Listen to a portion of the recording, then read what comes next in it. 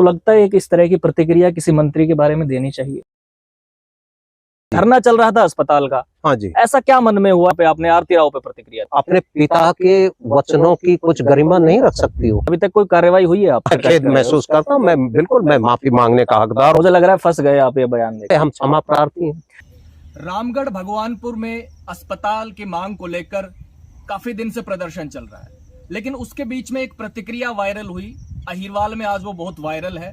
राव इंद्रजीत की बेटी आरती राव को लेकर प्रतिक्रिया की गई थी एक एक्स आर्मी के पर्सन की तरफ से, जिसने वो प्रतिक्रिया की थी। आज उनके पास ही मैं पहुंचा हूं बातचीत के लिए, और उनका नाम है लालचंद यादव साहब। स्वागत है आपका जी। सभी देशवासियों को, प्रदेशवासियों को मैं नमन करता हूं और आपका स्वागत करता हूं। दोस्तों नमस्कार, मैं आपका यार जतिन पत्रकार। तो लालचंद यादव के पास आज हम पहुंचे हैं, और आर्मी से रिटायर्ड हैं, सूबेदार से शायद आप रिटायर्ड हैं, सूबेदार मेजर से। तो मैं आपसे ये पूछना चाहता हूं सर, रामगढ़ भगवानपुर गांव में एक धरना चला जी, आप उसमें पहुंचे जी, और वहां जो इशू था अस्पताल का, आपने उससे हटकर एक प्रतिक्रिया दी, उसका कोई खास कारण? नहीं, मैंने ऐसा है कि उससे हटकर तो कोई ऐसी प्रतिक्रिया नहीं दी थी। वो विशेषकर आरती राव के बारे में एक पत्रकार था, तो उसने आरती राव के लिए पूछ लिया, और मैं बिल्कुल फ्रेश मूड में था, बिल्कुल खुश मिजाज में था। थोड़ा सा मुझे रोष ये महसूस हो रहा था कि भाई रामगढ़ भगवानपुर जो है वो अपने आप को समाज के अंदर इतना त्याग की भावना दिखाते हुए, जिसने 10 एकड़ जमीन दे दी रेवाड़ी की प्यास बुझाने के लिए, और भाई 7 किला जमीन और दे रहे हैं वो 200 बेड का हॉस्पिटल बनाने के लिए। राव साहब ने उसके लिए स्वयं कहा था कि आपका हॉस्पिटल तो बन गया, लेकिन आप रेवाड़ी की प्यास बुझाने के लिए आप जमीन दे दो। उनका बोला जी बिल्कुल हम दे देंगे। बोला नहीं, आप कहीं मना कर दोगे तो जब हम कोई प्रोजेक्ट शुरू करेंगे तो। बोला तो पहले रजिस्ट्री करा लो।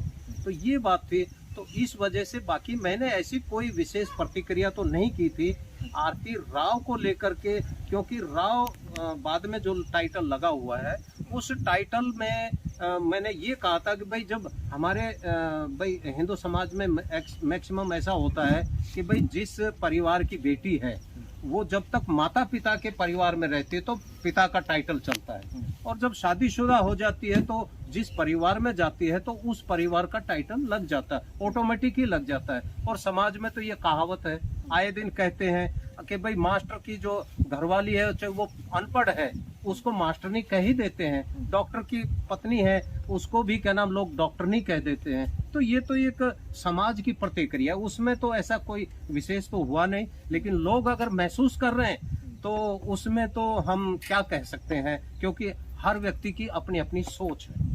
लालचंद, मुझे लग रहा है कि मेरा सवाल थोड़ा सा अलग था जी, और आपने जो जवाब दिया थोड़ा अलग है। मैं ये डायरेक्ट आपसे पूछना चाहता हूँ, क्योंकि मैं सवाल करता हूँ सीधा जी, मैं घुमा फिरा के सवाल करने वालों में नहीं। जी, हाँ जी, मेरा सवाल सीधा ये है कि वहाँ पे मांग चल रही थी अस्पताल की, हाँ जी, धरना चल रहा था अस्पताल का, हाँ जी। ऐसा क्या मन में हुआ, ऐसा क्या सवाल हुआ कि वहाँ पे आपने आरती राव पे प्रतिक्रिया दी? नहीं, मैंने आरती राव पर कोई प्रतिक्रिया नहीं देना चाहा था, वो तो पत्रकार ने ही कदम खुद पूछ लिया कि भाई ये आरती राव के बारे में आपका क्या विचार है।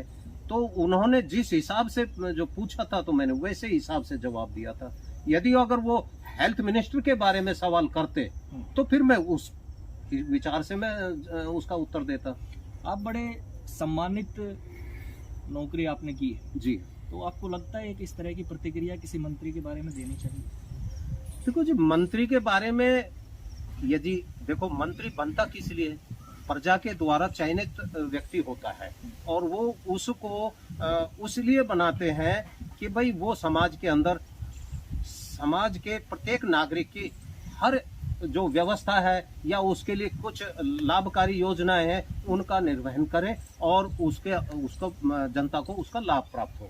लेकिन वो लाभ प्राप्त होने वाली जो जगह थी, यानी कि मंत्री जी ने स्वयं अपने मुख से कहा कि भाई यहाँ तो अस्पताल तो बन गया, लेकिन बाद में उसकी प्रतिक्रिया आरती राव जी के लिए मैं तो ये कहूँगा कि उन्होंने शहबाजपुर के लोगों को जो है जागृत किया और सरपंच को आदेश दिए कि भाई तुम भी अपना एक वो प्रस्ताव पारित करो हॉस्पिटल बनाने के लिए। तो थोड़ा सा वो रामगढ़ वालों को थोड़ा सा अच्छा नहीं लगा और वो वाकई में अच्छा है भी नहीं। अच्छा, रामगढ़ आप कितनी बार गए हो? जो महापंचायत हुई उसमें आप गए? देखो जी, रामगढ़ में वैसे तो मैं कई बार गया हूँ, लेकिन इस पंचायत के मैटर में तो मैं तो ये सोच करके गया था कि भाई हमें भी जा करके देखना चाहिए। फिर हमने शाम को फ़ोन करके मैंने कहा भाई ऐसा है, भाई दूसरे गांव की पंचायत है और भाई उसमें हम जा सकते हैं या नहीं जा सकते हैं, तो हम उनसे पहले परमिशन ले लें और परमिशन ले करके अगर हम जाएंगे तो हमें वहाँ बोलने का मौका मिलेगा। और अगर हम वहाँ भीड़ का हिस्सा बनने के लिए जाना है तो फिर हम बिना पूछे भी किसी से जा सकते हैं। तो हम पूछ करके और बाकायदा परमिशन लेकर के तब गए थे हम। महापंचायत में आप गए जी, अस्पताल की मांग को लेकर प्रदर्शन हुआ। जी। उसके बाद आप कितनी बार गए, क्योंकि धरना तो अब तक चल रहा है? उसके बाद मैं अभी तक गया नहीं हूँ। क्यों नहीं? कारण ये है कि लोगों की प्रतिक्रिया, मेरे गांव में ही लोग कह रहे हैं, अरे बोला यार एक बात है, आपने राव साहब के खिलाफ ऐसा क्यों बोल दिया, ये है वो है। मैंने कहा यार मैंने गलत क्या बोला है, मुझे समझा दो, ताकि अगर गलती है तो मैं गलती को मुझे एहसास तो होगा कि अभी तक कोई कार्रवाई हुई है आप पर? नहीं, अभी तक नहीं, कोई एफआईआर का अभी तक मुझे कोई इंटीमेशन नहीं है और मुझे लगता है कि होगा भी नहीं। तो अभी आपकी वहाँ कोई बात हुई है कि मुझे आना चाहिए, नहीं आना चाहिए? हाँ, बात हुई है। मेरा ये तो अनिल भाई साहब से भी मैंने बात किया था, तो बोला जी हाँ आप आइए।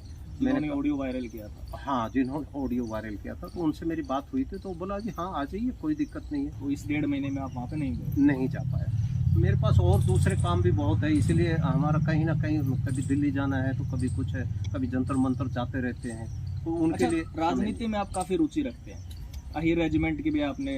अहिर रेजिमेंट के लिए तो स्पेशल है जी, अहिर रेजिमेंट के लिए तो, क्योंकि भाई मैं यादव बिरादरी से संबंधित हूँ और अहिरों का नाम तो वास्तव में हमारे जो है बहुत पुराने समय से चला आ रहा है। जैसे कि महाभारत हुआ था उसमें नारायणी सेना थी, अहिरों की तो वैसे भी इतिहास बहुत पुराना है। और विशेष करके 1962 की जो चीन भारत युद्ध हुआ था उसमें मेरा मामा का लड़का, मेरा सगा भाई, उसमें शहीद हुआ है रेजांगला टॉप के ऊपर। 114 जवानों में भाई मीर सिंह का भी नाम है।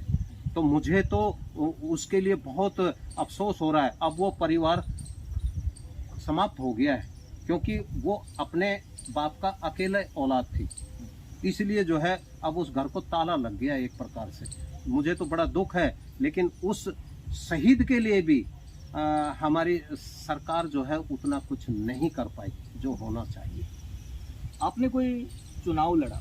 जी, लोकसभा का। हाँ, और जहाँ तक मेरी जानकारी है आपको वोट मिले थे 2222 और शायद 10वें नंबर पे आप थे। 10वें नंबर पर, बिल्कुल। और राव इंद्रजीत के खिलाफ एक तरह से वो चुनाव माना जाए, क्योंकि गुड़गांव लोकसभा से वो लड़ते हैं, आपने भी लड़ा। जी। मकसद क्या है चुनाव लड़ने का? देखो जी, मकसद ये है, हमने जो पार्टी बनाई है वो है भारतीय जवान किसान पार्टी। और जवान किसान पार्टी का तो ये है कि भाई देश के अंदर सैनिकों के लिए और किसान के लिए एक बहुत बड़ा रोल है, क्योंकि देश की सीमाओं पर जवान तैनात होता है और पूरे देश का पेट भरने के लिए किसान तैनात रहता है। तो हम किसान पुत्र होने के नाते और सैनिक पुत्र होने के नाते हमने सोचा कि भाई देश के अंदर यदि भारतीय जवान किसान पार्टी अगर आती है और हमारी सरकार बनती है तो हम सैनिकों को प्राथमिकता देंगे, चाहे वो वेतन हो चाहे भत्ते हो। पार्टी को कौन चला रहा है? राष्ट्रीय अध्यक्ष कौन है? इस पार्टी के राष्ट्रीय अध्यक्ष हैं सिपाही नारायण अंकुशे जी हैं, महाराष्ट्र के रहने वाले। तो वो आए थे आपके चुनाव में? हाँ जी, बिल्कुल, प्रचार के लिए उससे पहले आए थे, क्योंकि उन्होंने भी स्वयं इलेक्शन लड़ा था पूना से। तो मैं एक बार वापस रामगढ़ पहुंचूंगा उसी मुद्दे पर। रामगढ़ में प्रदर्शन हुआ और आप वहाँ पे आज नहीं जा रहे जी, और जो प्रतिक्रिया आपने दी आरती राव, मैं जा नहीं रहा, मैं जाऊंगा रामगढ़ भगवानपुर में जाऊंगा, क्योंकि हमारे गांव के रिलेशन है, हमारे गांव के लड़के ब्याह हैं रामगढ़ के अंदर, इसलिए हमारा तो भाई वैसे भी। रामगढ़ से वोट कितने मिले थे आपको? देखो, मैंने ये बिल्कुल विश्लेषण नहीं किया है, ना मैंने देखा है, क्योंकि जब हार चुके, क्योंकि बहुत कम समीकरण बना। जमानत जब्त हो गई यार तो इसलिए फिर हमने ज्यादा वो नहीं किया, क्योंकि हमारा प्रचार प्रसार हुआ ही नहीं। तो ऐसा तो नहीं है कि एक पब्लिसिटी के लिए या राजनीति करने के लिए कोई प्रतिक्रिया दी हो? नहीं, मैं ऐसा famous तो हो कुछ जाऊं नहीं। इलाके नहीं में। फेमस तो वैसे तो हम तो पहले ही फेमस हैं। फिर वो हम- क्यों नहीं मिलते? हमें तो जो है ना, नहीं, मैं योग और आयुर्वेद का मैं प्रचार करता हूँ, योग शिक्षा देता हूँ बच्चों को, स्कूली बच्चों को मैं फ्री शिक्षा देता हूँ। और भाई आयुष विभाग की तरफ से मुझे नूह जिला का जो है योग शिक्षक भी माना हुआ। आपको नेता कौन सा अच्छा लगता है? नेता मुझे सुभाष चंद्र बोस नेता अच्छा लगता है, बाकी कोई नेता मुझे पसंद नहीं। सिर्फ सुभाष चंद्र बोस। सुभाष चंद्र बोस, उसकी नीति और रीति बहुत ही सुदृढ़ थी और देश के लिए उसने अपने आप को समर्पित किया। लेकिन हमारे देश के अंदर जो चालाक लोग थे, जो अंग्रेजों के ज्यादा नजदीकी लोग थे, उन लोगों ने इस देश को जो है गलत दिशा की ओर ले गया। मैंने कई लोगों से बात की तो मुझे पता चला कि कभी आप बीजेपी के भी सपोर्टर रहे हो, ऐसा हाँ, है? मैं बीजेपी का प्रदेश प्रवक्ता रहा हूँ, किसान मोर्चे का। ओम प्रकाश धनखड़ जो कृषि मंत्री रहे हैं, ओम प्रकाश धनखड़ जी के सानिध्य में हमने काफी काम किया है। 2014 में। और जो मौजूदा ये विधायक जी है महिपाल ढांडा है, ये हमारे परम मित्र हैं। समय सिंह भाटी है जो हमारे। उन्होंने कुछ कहा नहीं कि सरकार के एक मंत्री के बारे में आप ऐसा बोल रहे हो? नहीं, उनकी तरफ से अभी मेरा ज्यादा उनसे अभी संपर्क नहीं है। अच्छा, बीजेपी से मोह भंग क्यों हो गया आपका? नहीं, मेरा बीजेपी से मोह भंग नहीं है। अगर आप मोह नहीं, भंग अलग की पार्टी बना ली तो नहीं नहीं मोह भंग ही नहीं है। नहीं नहीं मोह भंग होने का मतलब तो ये होता है कि भाई हम देश में रह करके हम किसी से मोह भंग नहीं कर सकते। ये तो गलत बात है कि हम मोह राजनीतिक भंग- तौर पर हो गया। राजनीतिक तौर पर ठीक है। देखो, मन भेद होना मुश्किल है, मतभेद हो सकते हैं, विचार अलग अलग हो सकते हैं, लेकिन मन तो एक ही है। हमारा राष्ट्र प्रथम अच्छा, है। राष्ट्र आपने- के लिए हम करते हैं जो भी कुछ सोच रहे हैं, देखिए- राष्ट्र के लिए। सीधे सीधे शब्दों में कहूँ तो गलत टिप्पणी किसी के बारे में करना या निजी तौर पर किसी के बारे में बोलना, जी वो शायद गलत होता है। हाँ, आपको निजी। थोड़ा खेद होता है कि हाँ, मुझे वहाँ नहीं बोलना था? हाँ, चलो मैं मान लेता हूँ भाई, आप बार बार उसी पॉइंट को लेकर के आ रहे हैं। मुझे लग रहा है आरती राव के विषय में ही कहना जा रहे थे। तो देखो, मुझे पता है, वैसे तो हम भारतीय संस्कृति में पले हैं और हमें अच्छे संस्कार मिले हैं, मैं सिर्फ लेकिन महिलाओं के लिए आप फौज से रिटायर्ड है, इसलिए भी वहाँ तो सबसे ज्यादा अच्छे संस्कार होते हैं कहा जाता है। नहीं, अनुशासन होता है। सेना में अनुशासन होता है। संस्कार तो अपने घर से ही प्राप्त होते हैं। तो यहाँ पे अनुशासन सही था? अनुशासन देखो जी, वहाँ देखो एकांत में हो रही थी बातचीत, लेकिन हाँ, सामाजिक तौर पर देखा एकांत जाए, कहाँ, मीडिया में आप बात कर रहे हाँ, हो, मीडिया में सार्वजनिक बात है। कर रहे हैं तो वो एकांत जैसे ही बात है। लेकिन मैं समझता हूँ कि वो थोड़ा सा